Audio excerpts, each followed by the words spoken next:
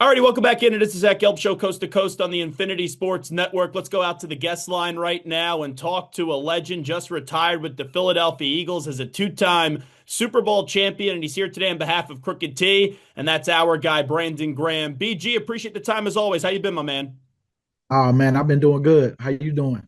Well, I'm doing fantastic. So I remember seeing you Super Bowl week as we were staying in the same hotel. I don't know how the heck I was staying in the Philadelphia Eagles hotel. It was good accommodations by my employer, but you were basically winking. You didn't say that you were definitely going to play, but I had a feeling after talking to you that you were. You go back in that game. We know what happened with the torn triceps. Just how do you kind of look back at what the last few months were like for you, getting the injury, coming on back, and then winning another Super Bowl and then walking off into the sunset?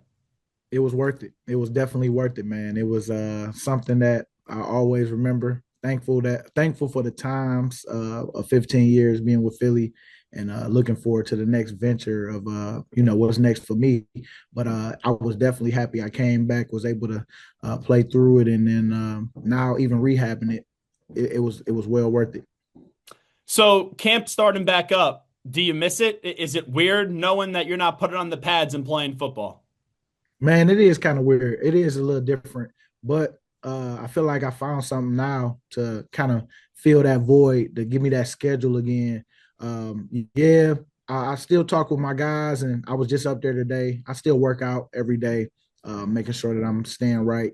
But for the most part, it did feel different, man. Not having your same locker you had for 15 years. Now you got to pull up, pull open. You know what I'm saying? The old school lockers now. So, but I am excited just to see these guys this year because I really do feel like they got something good going, and I want to stay close. I remember talking to you before you suffered the injury initially, and you were even maybe contemplating at that time playing another year, but you talked about how special it would be to win a Super Bowl and have that be kind of the Selleck moment where you end your career. I remember you saying it that way. Were you ever close after winning that Super Bowl, especially with the health issues that you had this year, to coming on back and playing another season for the Eagles? Man, I thought about it, man, especially because of how I was playing, and I felt like, I still got that fire, that passion, and man, I just wanted to make sure that I really exhaust everything I could, see if the team was thinking the same way, and if they wasn't, hey, I'm happy. I'm happy regardless. It was a good problem to have. I felt like the game don't owe me nothing. I don't owe the game nothing. I mean, it's like what else there? What else is there for me to prove? So I just kind of went on ahead and called it. I was like, you know what, my kids gonna be able to see me at my best, and I don't want to give football all of that and then have another injury this year, and should have just stayed out. So I'm happy that I made that decision. Has there been any conversations with Howie? But when you guys left it at that you're going to retire, was Howie saying, "Oh, if there's an injury, or maybe if you stay in shape and there's a playoff run, maybe you open the door for a Brandon Graham return in November or December"? Well, you know what? I'm telling you, I'm just trying to look good right now. So I'm not. I hope they don't need me. I'm gonna just say that. But we haven't talked about nothing. I just know that I want to be close. Want to stay around. Want to help Howie and the team as much as I can, and while doing something else right now. Yeah, and obviously you're doing the great work with Cricket T. We'll talk about them in just a second. But when it comes to the day-to-day part of life, what does Brandon Graham kind of envision him wanting to do since the playing days are now over, instead of just being the great father? But I'm talking about from a professional side. What do you really want to do with the rest of your life? Just want to be an entrepreneur right now, man. I don't want to have to be on a 9 to 5. I want to have fun. If I am on a 9 to 5, is working on Crooked T, something that's I'm already fired up and passionate about because of the mission of taking sugar off the streets. And it just give me that same type of feeling of just being a leader. And I'm trying to be a leader of the world, trying to bring a better drink to the world. And so I think me and Ben he got the same qualities I have, and I feel like it'll fill up my schedule a whole lot, and it's something that I'm on that mission right now of health and wellness, and I know that that's something that I want to do, take sugar off the streets, because I know how bad it is for you, and I don't want to be. I'm trying to look better myself, and I want to drink better. So I don't know, man. Maybe it's the front office, maybe it's a coaching role, analyst, maybe you could be the next trainer of the Eagles. It sounds like you're keeping Hey, all your options open. I'm keeping it all open, man. But you know how it is, like the grind of just being in football. I want to kind of be a little more creative on being able to spread the wealth a little bit of my kids having a little bit more time with daddy and being able to make their things while still feeling that fire and that burn of doing something with a mission and accomplishing goals that you set for yourself. So right now, man, I'm just trying to be creative on my next moves and see what God got for me. Brandon Graham here with us on behalf of Crooked T. When we get to your journey, and there was a time in Philadelphia where people called you a bust, people said the draft pick wasn't worth it, and now you will go down in the history as one of the best Eagles ever with two Lombardi trophies. Obviously, the strip sack of Tom Brady in the Super Bowl, what you were able to do this past year before the injury, and then coming on back. You've gone from someone that people wanted to get rid of in Philadelphia to an actual hero. How did you overcome the adversity, the tough beginnings, especially in a passionate city where that could eat you alive and get to be the man that we're talking to today? Well, you know what, man? I ain't do it by myself. I know that it took a village, some prayer and man, some action. I worked hard every day, even through the tough parts, and I had to talk about things sometimes when I didn't want to talk about it, on how I felt, because it wasn't an easy road. Because, like you said, man, I didn't want to be outside. I didn't want to go outside. I didn't want to go to, out to eat with family when they would come in for the games. I just wanted everything to. I just wanted to try to change, the whole story of what people were saying about me. And it took a day. It was a daily walk. And like I say, the village of people, the players that I've come across, Trent Cole, Jason Peters, even, people in the organization just saying, stay with it, man. Keep focused, stay focused, get off the social media if you can't handle it right now. All that stuff that you do, that sometimes do. You still be on social media sometimes because you're hard headed, but it get better as you continue to keep going. And that's all I did, man. I just persevered through, and now making that play against Brady, that helped. And then after that, them 7 years to get to this point, now winning another one, man. I mean, like I say, I don't have the game don't owe me nothing. I don't owe the game nothing, and it's nothing else for me to prove. But I do still have that chip on my shoulder to know that, man, there's still more work to be done. It's kind of crazy because a lot could change in a year. And we've seen that, right, with the way that people talk about Jalen Hurts, also with the way that people talk about yourself through the years. But really, your head football coach this past year, Nick Sirianni, I thought he was on the hot seat. I didn't think the Eagles should have brought him back. I was wrong on that. Now I think entering this football season, he's the third best coach in the NFL. How is Nick Sirianni able to get this right in Philadelphia? Because you know how it could get. You're 10-1, you're the kings of the city. Then with how it ended, it got really ugly. How were they able to turn around, especially your head football coach? Well, I just know that they had to stop focusing on the other stuff, man. Like Philly media can be what it's already gonna be what it is. It's competitive. People are trying to have their takes and trying to divide. And it's all good. They want to see how strong. I look at it as they want to see how strong this team really is. When we start talking about every little detail of what y'all do, and when it's good, it's good. When it's wrong, or they speculate when there ain't nothing going on sometimes. But it's you gotta have tunnel vision, man. And I know work and a little love in there. You gotta make sure that you supporting the guys and making sure that you taking care of your guys when they putting the real work in for you, especially when it's hard. Because sometimes some people, some teams that I've been on, sometimes we don't always handle adversity well as together. But I think that I would just say even the last 5 years, it's been really great just seeing guys, just be able to go through some adversity. The year 2023, we had adversity, and that's what we did. But I liked how even though it didn't happen the way we wanted to, the way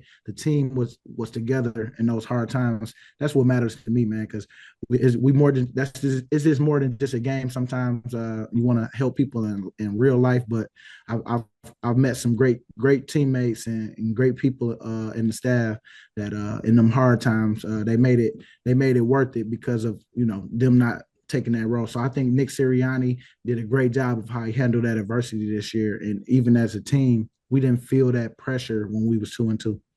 Wrapping up with BG Brandon Graham here on behalf of Crooked T. I'm going to have you put your analyst hat on for a second. Right before you jumped on, I saw one of these top 10 quarterback lists, and Chris Sims was the author of this list, and he had Jalen Hurts ranked as the 10th best quarterback in the NFL. When you hear that, what's the first reaction that he put nine other quarterbacks in front of your old quarterback? I feel like, man, people just want to have hot takes these days, man. They know.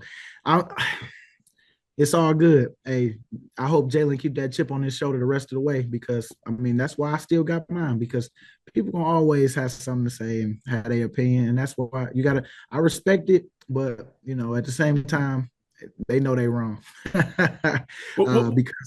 because he won the championship.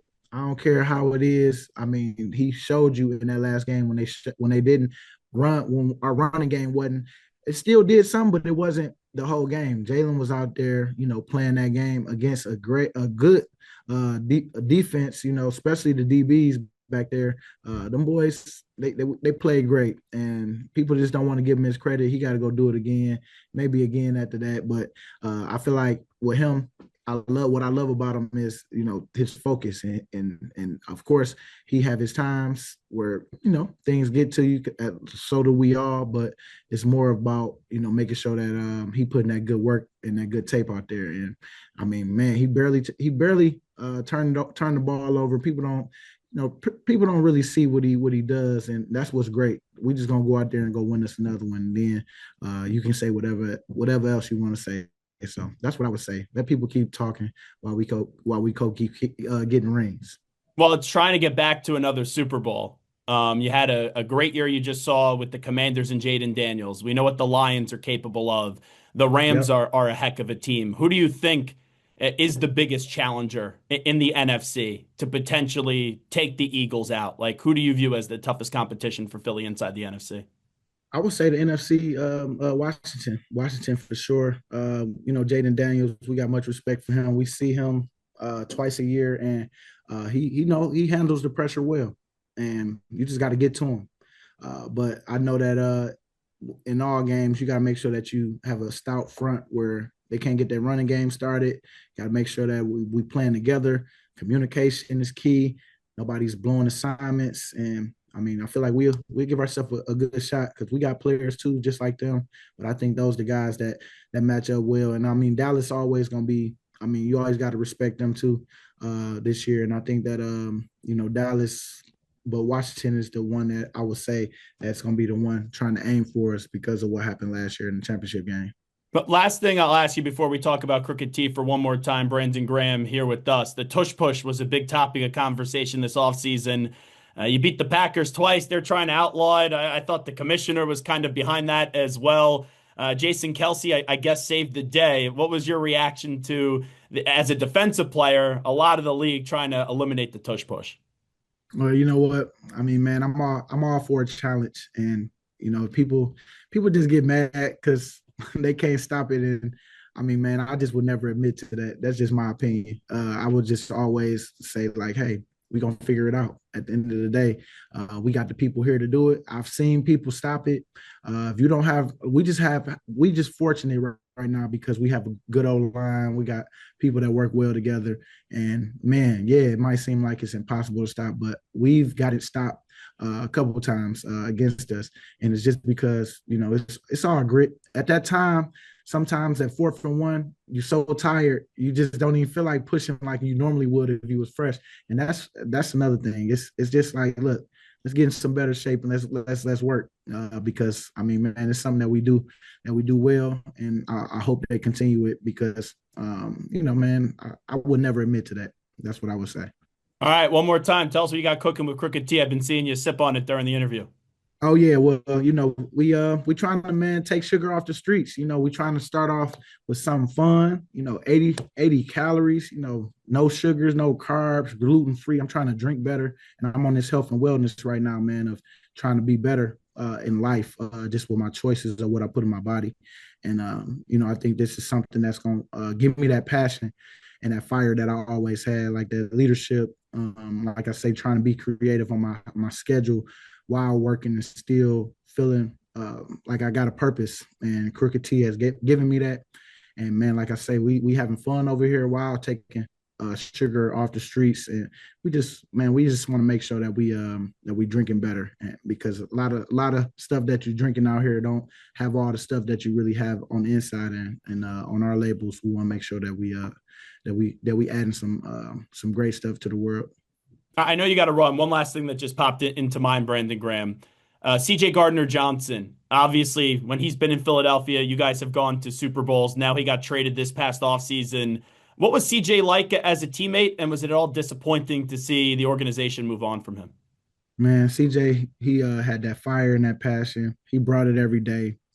It wasn't perfect all the time, but I mean, man, you knew he was loyal, he was committed, and I just know that we gonna miss him. And I hope that they soften their hearts, both sides, and then we just all move on because he's with a great organization with the Texans and the Eagles. We all gonna be together in a minute, trying to get our rings, and we just want to make sure that we ain't out here because you never know how stuff coming back around. So man, it's always good to bow out gracefully, and even when you hurt, because sometimes it don't always go like you wanted to. Of course, we won. You want to kind of enjoy it a little more by being on the team this year, trying to make a comeback and do it again.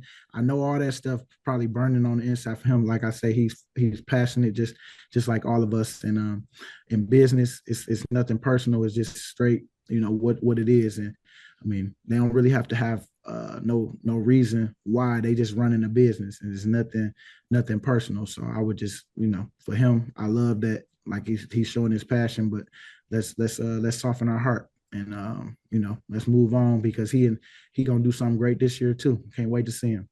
Brandon Graham, on behalf of Crooked T, BG, always appreciate your professionalism in the conversation. Thanks so much for doing this once again. Yeah, I appreciate you, man. So, yeah, my address is this, and you can send the money this way because that wasn't free. That ain't no free game. Nah, but I appreciate you.